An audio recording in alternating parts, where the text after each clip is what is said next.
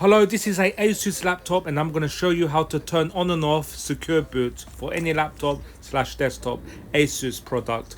Power on the laptop, keep tapping escape key. You need to press enter setup. So with the enter key, you need to select with the bottom tab. So we're in BIOS now.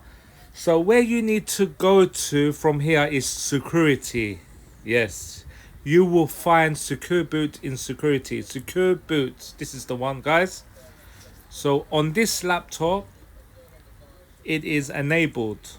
I can show you here. Can you see? Enabled. Now with the enter key, you can disable secure boot. So select it, enter, and then escape key. And now you go to save and exit. Yes, I want to save changes and exit. And then you press the enter key.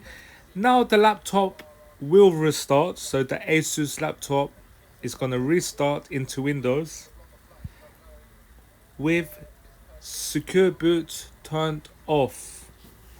So if you found this video useful, please consider subscribing to the video. And please check out my other videos too. And feel free to buy me a coffee. The link is in the description and pinned comment section. Thank you for watching.